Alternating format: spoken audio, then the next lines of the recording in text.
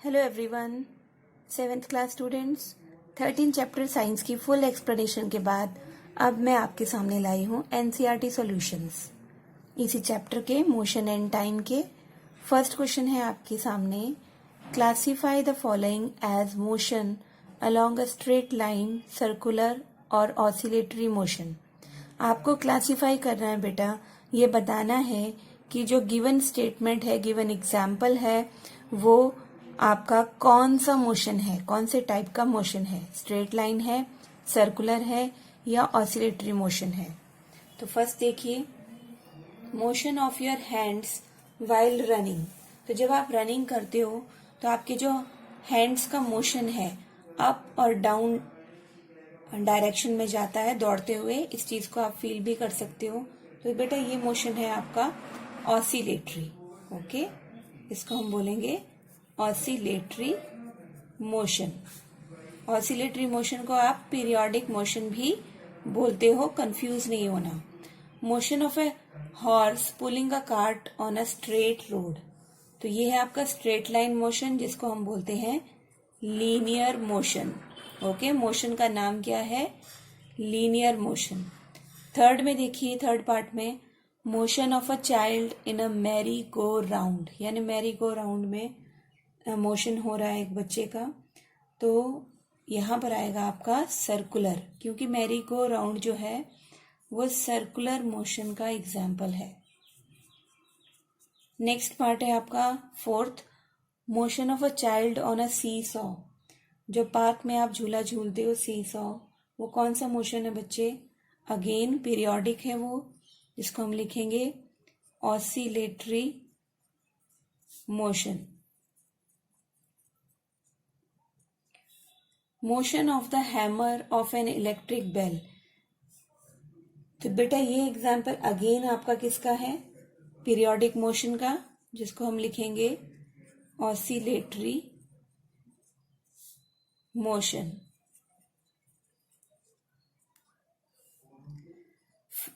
Sixth part है आपका motion of a train on a straight bridge. एक straight bridge है, इस पे ट्रेन जा रही है, ठीक है। अब इसने बिल्कुल स्ट्रेट पाथ लेना है, तो बेटा अगेन ये स्ट्रेट लाइन का मोशन है, इसलिए हम इसको लिखेंगे लीनियर मोशन। तो ये तो था आपका फर्स्ट क्वेश्चन। आइए देखते हैं सेकंड क्वेश्चन में क्या पूछा है। Question number 2, which of the following are not correct. ये आपको 5 पार्ट्स दिए हुए हैं। स्टेटमेंट को ध्यान से पढ़ना है और पढ़ने के बाद बताना है कि ये करेक्ट नहीं है या फिर ये करेक्ट है। The basic unit of time is second, बिल्कुल सही, तो ये हमारा करेक्ट है, ठीक है, it is true.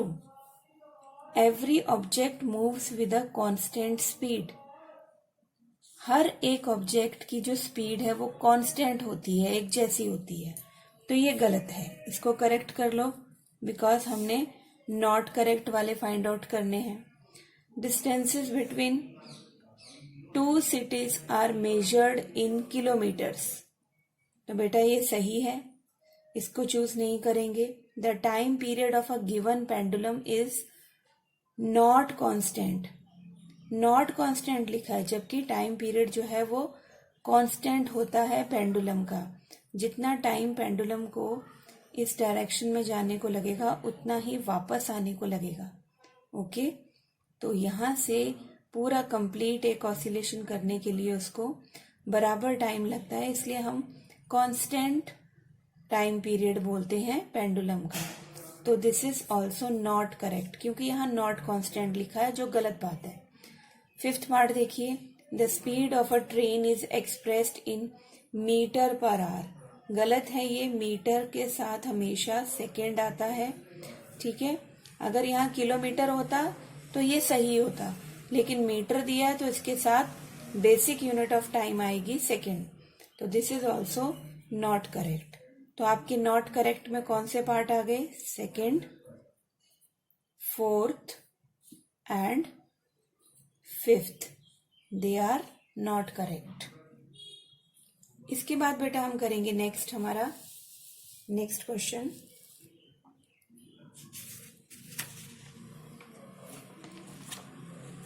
Question number 3। आइए देखते हैं क्वेश्चन नंबर 3 में क्या पूछा है। A simple pendulum takes 32 seconds to complete 20 oscillations. What is the time period of the pendulum? Simple pendulum की बात की है। 32 seconds लगते हैं बेटा उसको 20 oscillations के लिए। ओके, तो 20 oscillations पूरा करता है पेंडुलम कितने सेकंड्स में? 32 सेकंड्स में। ओके, तो 1 ऑसिलेशन के लिए उसको जो है टाइम जो है वो कितना लगेगा बच्चे? 32 डिवाइडेड बाय 20, तो आपके पास आ जाएगा 1.6 सेकेंड्स। आइए देखो इसकी कटिंग कैसे करनी है। 2 1 2, 2 0 0, 2 1 2 और यहाँ पे कैरी 2 6 12, अगेन 2 5 10, 2 8 16, देन 5 1 5, 5 1 5, 2 बचा 20 हो गए, 3 बचे 30 हो गए, 5 6 30। ठीक है, 8 को हमने डिवाइड किया 5 से, 1.6 आ गया। तो इस तरह से हमारे पास ये आ गया 1 ऑसिलेशन का टाइम। ओके बच्चे, नेक्स्ट है हमारे पास 4th क्वेश्चन। आइए देखते हैं इसमें क्या करना है। 4th क्वेश्चन में बेटा पूछा है the distance between 2 stations is 240 kilometre. आपके पास ना 2 स्टेशंस हैं, ठीक है। मान लो ये है स्टेशन ए, ये है बी। इसके बीच का जो डिस्टेंस है वो कितना है बेटा? 240 kilometre. A train takes 4 hours to cover this distance. एक ट्रेन है जो कितना टाइम लेती है? यहां से यहां जाने में उसको लगते हैं 4 hours। ओके, तो कैलकुलेट क्या करना है आपने? स्पीड कैलकुलेट करनी है। तो बेटा हमें पता है स्पीड का फॉर्मूला क्या होता है? Distance divided by time. तो यहां पर डिस्टेंस आपको दे रखा है 240, आप इसको डिवाइड कर दोगे। टाइम कितना है? 4। डिस्टेंस किलोमीटर में है तो किलोमीटर लिखिए, टाइम आवर में है तो आवर्स लिखिए। तो देखिए कटिंग करिए, यहाँ पे आपका आ जाएगा, कट करके कितना आ जाएगा?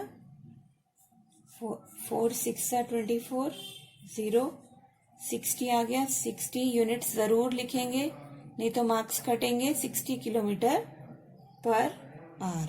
ओके, ये आपका हो गया 4th क्वेश्चन। आइए देखते हैं नेक्स्ट क्वेश्चन क्या है।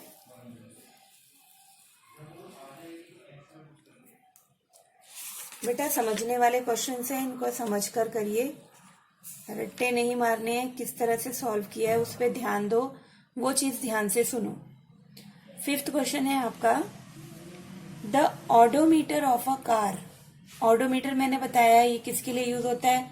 जब हम डिस्टेंस मेजर करते हैं किसी भी व्हीकल का। The odometer of a car reads, उसकी रीडिंग क्या थी? 57,321 किलोमीटर, यानी इतना डिस्टेंस चला है उस कार में। ठीक है, ये ऑडोमीटर हमें बताता है distance. When the clock shows the time 8:30, यानी 8:30 पर, जब 8:30 टाइम था हमारे पास, तो कार का डिस्टेंस कितना था? 57,321 kilometre. Okay, what is the distance moved by the car if at 8:50 AM? वो कहता है 8:50 AM पर जब रीडिंग हमें कितनी मिली? 57,336 मिली हमको रीडिंग किलोमीटर। तो calculate the speed of the car. एक तो डिस्टेंस बताना है कितना कवर किया, दूसरा हमने स्पीड बतानी है कार की किलोमीटर पर मिनट के हिसाब से। तो आइए सबसे पहले देख, किलोमीटर पर आवर के हिसाब से भी बतानी है, तो सबसे पहले डिस्टेंस फाइंड आउट कर लेते हैं, है ना। तो डिस्टेंस फाइंड आउट करने के लिए ये जो हमारे पास सेकेंड रीडिंग आई है ना बेटा, इसको इसमें से माइनस कर लेंगे। 57,336 माइनस 57,321 3, 2, 1, क्योंकि ये 8:30 पे इतनी रीडिंग आई थी, 8:50 पे इतना, तो हमने टोटल डिस्टेंस कितना कवर किया बीच में, तो हमारे पास आ जाएगा 15 किलोमीटर माइनस करके। ओके, तो ये तो हमारा फर्स्ट पार्ट का आंसर आ गया। The distance moved by the car eight 8:50 AM is 15 kilometre. ठीक है, सेकेंड पार्ट में हमें पूछा है calculate the speed of the car. तो हमें मालूम है स्पीड ऑफ द कार के लिए हमारे पास क्या दे रखा है, यहाँ पर देखिए हमने सबसे पहले टाइम निकालना है, क्योंकि हमने फॉर्मूला लगाना है ना स्पीड निकालने के लिए, डिस्टेंस अपॉन टाइम। तो टाइम हमारे पास दे रखा है 8:50 में से हम माइनस करेंगे 8:30 को, तो हमारे पास टाइम आ जाएगा 20। ओके, हमारे पास क्या आ गया, टाइम 20। अब ये हमारे पास 20 मिनट्स आया है टाइम, तो अब हमारे पास डिस्टेंस कितना है 15 किलोमीटर। तो हम स्पीड निकालेंगे, तो हमें पता है स्पीड होता है डिस्टेंस अपॉन टाइम। तो हमने डिस्टेंस लिख लिया यहाँ 15 और टाइम लिख लिया 20। तो हमारे पास आ गया, काट करिए 3/4। अब 3/4 क्या है बच्चे हमारे पास, किलोमीटर पर मिनट है ना, क्योंकि मिनट्स में लिया था। अब हम फिर से वही फॉर्मूला लगाएंगे, क्योंकि हमने किलोमीटर पर मिनट तो निकाल लिया, लेकिन किलोमीटर पर आवर निकालना है। तो यहाँ पर हम 15 को डिवाइड करेंगे 1/3 से। ठीक है, क्योंकि 1/3 है ये। तो आइए देखते हैं, 15 ये 3 ऊपर मल्टीप्लाई हो जाएगा, आपके पास आ जाएगा 15 3 45 किलोमीटर पर आवर। ओके, तो इस तरीके से आप ये 1/3 पार्ट है ना, 1 घंटे का जो 20 मिनट्स है 1/3 पार्ट है, क्योंकि अगर हम करेंगे ना 160 मिनट्स को करेंगे डिवाइड, तो हमारे पास आ जाएगा 20 मिनट्स। तो आपने ये नहीं सोचना 1/3 कहाँ से है, 1/3 20 मिनट्स को ही लिखा है मैंने आवर्स में चेंज करके। ओके, तो आपका किलोमीटर पर मिनट आया 3/4 और किलोमीटर पर आवर आया आपका 45। ओके, ये स्पीड आपकी निकल आई दोनों ही टर्म्स में। ओके, डिस्टेंस आपका फर्स्ट पार्ट में आया था 15 किलोमीटर। आइए 6th क्वेश्चन देखते हैं, उसमें क्या करना है। अब 6th क्वेश्चन में बेटो यहाँ पर पूछा है, Salma takes 15 minutes from her house to reach the school on a bicycle. तो यहाँ पे टाइम कितना लिया उसने, सलमा ने अपने घर से स्कूल तक पहुंचने में 15 मिनट्स। बाइसिकल की स्पीड कितनी बताई है, 2 मीटर पर मिनट। आपने कैलकुलेट क्या करना है बच्चे, यहाँ पर डिस्टेंस कैलकुलेट करना है ना उसके हाउस का और स्कूल के बीच का। तो हमें मालूम है, और आप सबको मैंने चैप्टर पढ़ाते वक्त भी बताया, डिस्टेंस निकालते हैं कैसे, स्पीड इनटू टाइम। बहुत सिंपल सा फॉर्मूला है। तो स्पीड है आपकी 2 और टाइम है आपका 15 मिनट्स का, तो आपके पास आ गया distance 30 kilometre. Okay, very easy question. अब नेक्स्ट 7th क्वेश्चन में देखिए क्या करना है।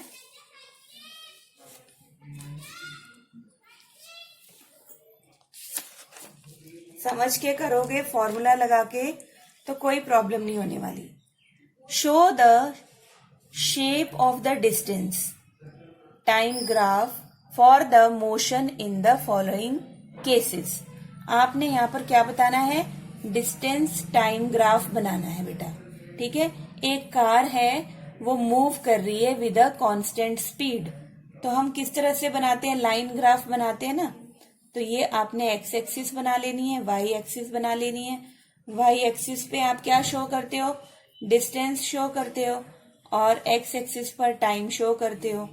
कांस्टेंट स्पीड है, एक जैसी स्पीड है, तो कैसे ग्राफ आएगा, इस तरह से आपका ग्राफ आ जाएगा। ओके, ये राइट आंसर है। सेकेंड पार्ट देखिए, a car parked on a side road.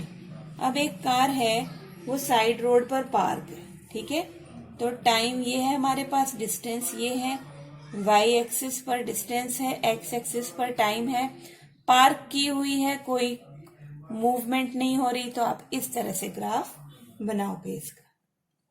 ठीक है, आइए 8th क्वेश्चन में देखते हैं क्या पूछा है। 8th क्वेश्चन में देखो बेटा, आपसे पूछा है विच of the following is correct. ठीक है, ये आपको 4 ऑप्शंस दी हैं। ठीक है, इसमें 3rd ऑप्शन जो है वो मिसिंग है, मैं यहां लिख देती हूं 3rd ऑप्शन। 3rd ऑप्शन में है speed is equal to time upon distance. Okay, तो देखिए फर्स्ट है speed is equal to distance upon into time, गलत है ये। हमारे पास फॉर्मूला स्पीड का क्या है, डिस्टेंस डिवाइडेड बाय टाइम, तो आपका सेकेंड ऑप्शन जो है वो सही है, this one is right. Okay, distance upon time is equal to speed. Next question number 9, basic unit बतानी है स्पीड की बेटा, तो बेटा स्पीड की बेसिक यूनिट क्या है, metre per second, 4th one. Okay, metre distance की बेसिक यूनिट होती है, सेकेंड टाइम की होती है, तो फॉर्मूला आ गया आपका स्पीड के लिए मीटर पर सेकेंड। मैं अपनी तरफ से बेटा पूरी कोशिश करती हूँ कि आपको फुल एक्सप्लेनेशन दूं, किसी भी क्वेश्चन को आपको रटना ना पड़े। ठीक है, तो आप भी प्लीज कोऑपरेट कीजिए, ध्यान से वीडियो को सुनिए ताकि इस चैप्टर को आप अच्छे से समझ सको। क्वेश्चन नंबर 10 देखो बेटा, 10th क्वेश्चन में आपसे पूछा है a car moves with a speed of 40 kilometre per hour for 15 minutes. 15 minute के लिए है ना, टाइम पीरियड 15 मिनट्स का दिया, स्पीड बता दी है कार की 40 kilometre per hour, and then with a speed of 60 kilometre per hour for the next 15 minutes के लिए। तो बेटा total distance covered by the car निकालना है आपने। तो ये डिस्टेंस आपने कैसे निकालना है, आपको मालूम है हम टोटल डिस्टेंस निकालते हैं, यहाँ पर फाइनल डिस्टेंस दे रखा है, उसमें से हम माइनस करेंगे। ठीक है, तो हमारे पास जो है वो पर्टिकुलर डिस्टेंस आ जाएगा। इसको सॉल्व करके हमारा आंसर आता है 25 किलोमीटर।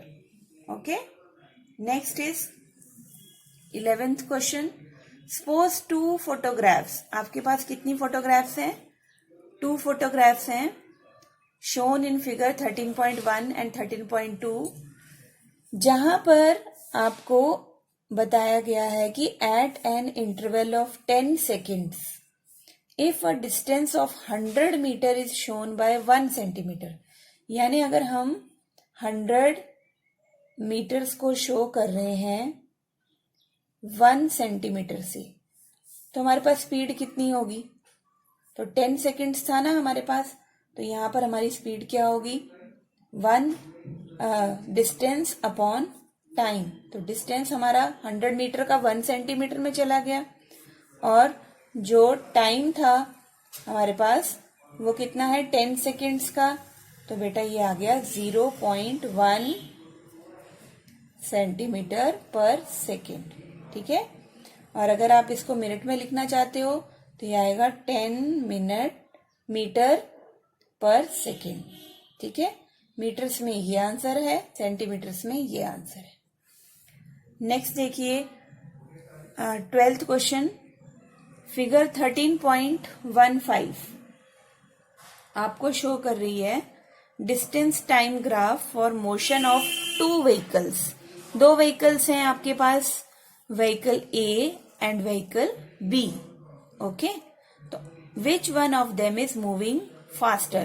तो ये डिस्टेंस टाइम ग्राफ आपको दिया हुआ है, व्हीकल ए का यहाँ पर ये वाली लाइन बनी हुई है, व्हीकल बी की ये शो कर रही है। तो आपने बताना है कि ए और बी व्हीकल में से कौन सा फास्ट मूव कर रहा है। ठीक है, तो यहाँ पर देखिए कौन फास्ट मूव कर रहा है, ज्यादा किसकी है, ए की, तो इसका मतलब ए इज मूविंग फास्टर। क्यों बेटा, क्योंकि स्पीड का फॉर्मूला क्या होता है, डिस्टेंस अपॉन टाइम। तो ज्यादा डिस्टेंस किसने कवर किया है, ए वाले व्हीकल ने। ठीक है, इसलिए डिस्टेंस अगर ज्यादा है, डिस्टेंस आपका ज्यादा है, तो वही वाला जो व्हीकल है वो उसने सेम टाइम पे ज्यादा डिस्टेंस कवर किया है, तो उसकी स्पीड ज्यादा होगी। A is moving faster. Okay, next करिए क्वेश्चन। आपका नेक्स्ट क्वेश्चन है क्वेश्चन नंबर 13। देखो बेटा, इसमें क्या पूछा है आपसे, which of the following distance time graph shows a truck moving with speed which is not constant. एक आपके पास ट्रक है, ठीक है, समझो इस चीज को। आपके पास एक ट्रक है, वो मूव कर रहा है, ठीक है, स्पीड पे। तो वो कह रहा है स्पीड उसकी कैसी है, नॉट कांस्टेंट, यानी कभी वो फास्ट हो जाता है, कभी वो स्लो हो जाता है, फिर फास्ट हो जाता है, फिर स्लो हो जाता है। तो इसका मतलब उसकी जो स्पीड है दैट इज नॉट कांस्टेंट, ठीक है, उसकी स्पीड कांस्टेंट नहीं है। तो ऐसे केस में कैसा ग्राफ बनेगा, फर्स्ट वाला ग्राफ नहीं। यहां तो ये शो कर रहा है कि इतना डिस्टेंस कवर करने के बाद कांस्टेंट स्पीड है। देन यहां पर तो स्पीड है ही नहीं, रुका हुआ है, ये कोई मोशन शो नहीं कर रहा। थर्ड वाले पार्ट में देखिए, थर्ड पार्ट में जो ट्रक है वो नॉट कांस्टेंट, यानी पहले ऐसे थी स्पीड इसकी, फिर चेंज हो गई स्पीड। फोर्थ में देखिए, यहां पर तो फिर कांस्टेंट स्पीड शो कर रहा है ट्रक। तो थर्ड जो है ना, ये वाला आपको शो कर रहा है नॉट कांस्टेंट स्पीड, चेंज हो रही है, ठीक है। तो ये ऑप्शन आपका सही होगा। तो बेटा ये थे आपके क्वेश्चंस, ठीक है, चैप्टर नंबर 13 के मोशन एंड टाइम के। आई होप मैंने आपको बेस्ट समझाया है, आपको समझ भी आया होगा। समझकर आंसर्स लर्न कीजिए, तो कोई भी आंसर आपका एग्जाम में गलत नहीं होने वाला, ये मेरी गारंटी है। Okay, thank you so much. Next 14 chapter की फुल एक्सप्लेनेशन के साथ मिलेंगे। Thank you.